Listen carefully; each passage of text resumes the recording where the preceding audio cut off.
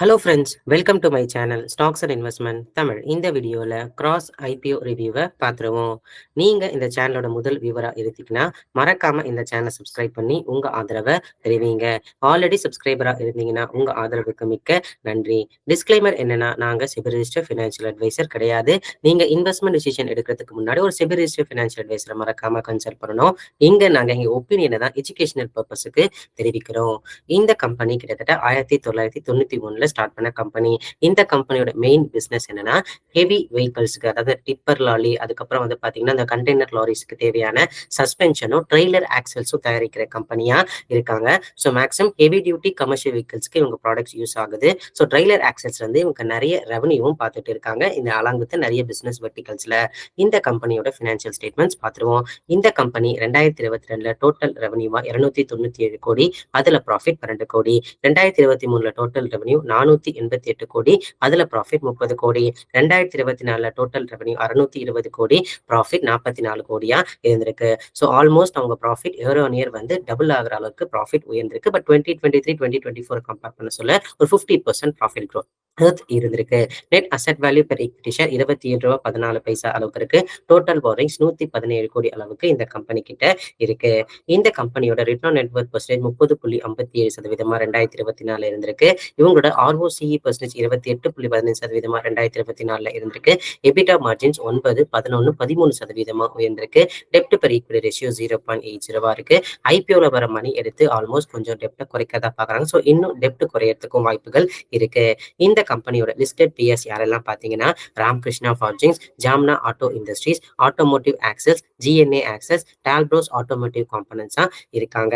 So இந்த company revenue பாத்தீங்கன்னா, இவங்க பிஎஸ் கம்பேர் பண்ண சொல்ல ஒரு ஸ்மால் ரெவன்யூ மேக்கிங் கம்பெனிஸா இருக்காங்க. இந்த கம்பெனியோட IPO dates 9 to 11 September 2024. Issue price ₹228 240 ஒரு ஷேர் சொல்லியிருக்காங்க. ஃப்ரெஷ் இஷ்யூ 280 கோடி, ஆஃப் ஆஃப் சேல் 280 கோடி அளவுக்கு இருக்கு. ஐபிஓ சைஸ் 500 கோடி அளவுக்கு இருக்கு.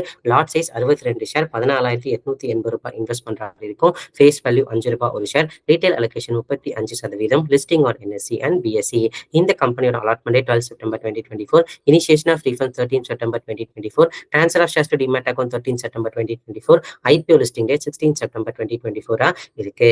இந்த கம்பெனியோட பாசிட்டிவ்ஸை பார்த்துருவோம். ஸோ இந்த கம்பெனி பாத்தீங்கன்னா, அவங்க ப்ராடக்ட்ஸை அசோக் லேலாண்ட் கிட்ட கொடுத்துட்டு இருக்காங்க. ஒரு 18 வருஷமா அந்த கம்பெனிக்கு சர்வீசஸும் ப்ரொவைட் பண்ணிக்கிட்டு இருக்காங்க. அது மட்டும் இல்லாம Tata international DLT private limited கிட்ட 2019 இவங்களோட பிசினஸ் வெர்டிகல் சர்வீசஸை ப்ரொவைட் பண்ணிக்கிட்டு இருக்காங்க.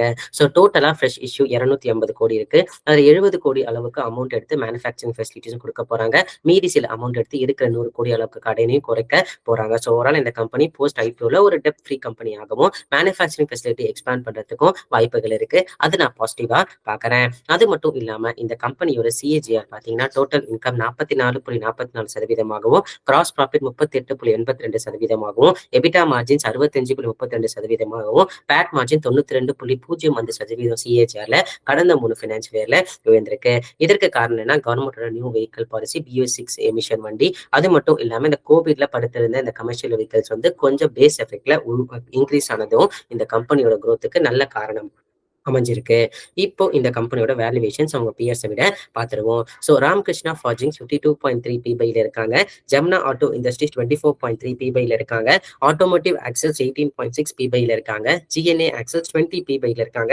டால்ப்ரோஸ் ஆட்டோமோட்டிவ் கம்பெனி, இந்த கம்பெனியை பத்தி நல்லாவே தெரியும், நிறைய மல்டிபேக் ரிட்டர்ன்ஸும் கொடுத்துருக்கு. அந்த கம்பெனி 25.2 PBல இருக்காங்க. ஸோ இவங்க கேட்கிற valuations pre IPO base 28 times ஏர்னிங்ஸும், போஸ்ட் ஐபிஓ பேஸ் 34.5 டைம்ஸ் ஏர்னிங்ஸும் கேட்கறாங்க. என்னைய பொறுத்த வரைக்கும் சில கம்பெனிஸ், அதாவது Jamna auto industries, Ramkrishna forging, automatic axles, டால்ப்ரோஸ்லாம் இவங்களோட நல்ல ப்ராஃபிட் அண்ட் ரெவன்யூ மார்ஜின்ஸ் பார்க்குற கம்பெனியா இருக்காங்க. டெப்டும் குறைவா இருக்கிற கம்பெனியா இருக்காங்க.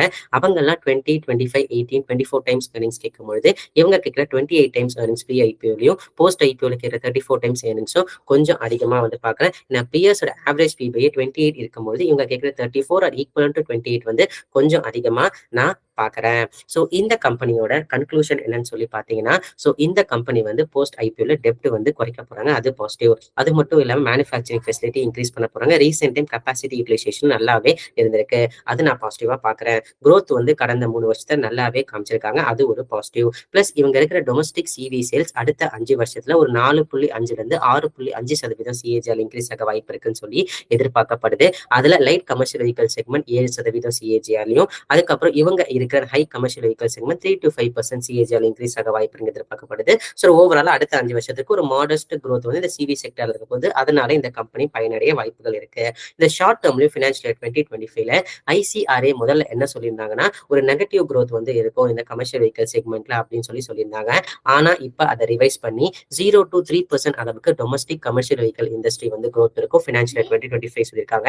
அதுக்கப்புறம் கொஞ்சம் கொஞ்சமா இன்க்ரீஸ் ஆக வாய்ப்பு இருக்குன்னு சொல்லி எக்ஸ்பெக்ட் பண்ணியிருக்காங்க. ஸோ ஷார்ட் டேர்ம்ல இந்த செக்மெண்ட் வந்து ஒரு மாடஸ்ட் growth கொடுக்க போகுது. அது இந்த கம்பெனிக்கு ஒரு பெரிய பாசிட்டிவா இருக்க போகுது. அது மட்டும் இல்லாம அசோக் லேலண்ட், டாடா மோட்டார்ஸ் அந்த மாதிரி கம்பெனிக்கும் பெரிய பாசிட்டிவா இருக்க போகுது. ஸோ என்னைய பொறுத்த வரைக்கும் இப்போதைக்கு வேல்யூவேஷன்ஸ் கொஞ்சம் ஹையர் சைடா இருக்கு. ஓஎஃப்எஸ் ஐபிஓனால இந்த வேல்யூவேஷன்ஸ் கொடுத்துருக்காங்களான்னு தெரியல. இந்த மாடஸ்ட் growth வச்சு நம்ம இந்த வேல்யூவேஷன் ஜஸ்டிஃபை பண்ணிருக்காங்களான்னு சொல்லி எனக்கு தெரியல. பட் இப்போதைக்கு பிஎஸ் இவங்களோட பெட்டரா பெர்ஃபார்ம் பண்ற பிஎஸ் வந்து ஒரு சீப் வேல்யூவேஷன்ஸ்ல இருக்கும்போது இவங்க கொஞ்சம் ஹையர் வேல்யூவேஷன் சைஸ்ல இருக்காங்க. ஸோ இப்போதைக்கு இந்த ஸ்டாக் வந்து போஸ்ட் ஐபிஓல வெயிட் அண்ட் வாட்ச் கேட்டகரி தான். வேல்யூவேஷன்ஸ் பார்க்கல, பிசினஸ் வந்து கொஞ்சம் மாடஸ்ட் growth இருக்குன்னு தான் சொல்லியிருக்காங்க ஐசிஆர்ஏ. அப்படி சொல்ற இன்வெஸ்டர்ஸ் நான் என்ன சொல்ல விரும்புறேன்னா, ஐபிஓ பிரைஸ்ல ஒரு ஸ்டாப் லாஸ் வச்சுக்கோங்க. அந்த அளவுக்கு வந்து இப்போதைக்கு ஜிஎம்பி தென்படல. ஏன்னா இவங்க வர டைம்ல பஜாஜ் வராங்க, டாலி டயர்ஸ் வராங்க, இவங்களும் இருக்காங்க. ஸோ ஜிஎம்பி நல்ல தென்படனா கொஞ்சம் மியூட்டல் லிஸ்டிங்கும் தரத்துக்கு வாய்ப்புகள் இருக்கு. ஸோ அதனால சேஃபர் சைடுக்கு நீங்க இன்வெஸ்ட் பண்ண போறீங்க இந்த பிசினஸ் நம்பி அப்படின்னு சொல்லி பாத்தீங்கன்னா கூட ஸ்டாப் லாஸ் கண்டிப்பா இந்த ஐபிஓ பிரைஸ்ல தேவைப்படுது. மற்றபடி வேல்யூவேஷன்ஸ் இவங்க பிஎஸ்ஐ கம்பேர் பண்ண சொல்ல அதிகமா இருக்குன்னு சொல்லி நான் நினைக்கிறேன். இதெல்லாமே பாத்தீங்கன்னா என்னோட பர்சனல் வியூ. நீங்க இந்த மாதிரி ஐபிஓல இன்வெஸ்ட் பண்றதுக்கு முன்னாடி ஒரு செபி ரிஜிஸ்டர்ட் ஃபினான்ஷியல் அட்வைசர் மறக்காம கன்சல்ட் பண்ணணும். இந்த வீடியோ உங்களுக்கு பிடிச்சிருந்தா லைக் பண்ணுங்க. ரெகுலர் வீடியோ அப்டேட்டுக்கு பெல் ஐகானை கிளிக் பண்ணுங்க. மறக்காம stocks investment Tamil channel subscribe பண்ணுங்க. தேங்க்ஸ் ஃபார் வாட்சிங் stocks and investment Tamil channel.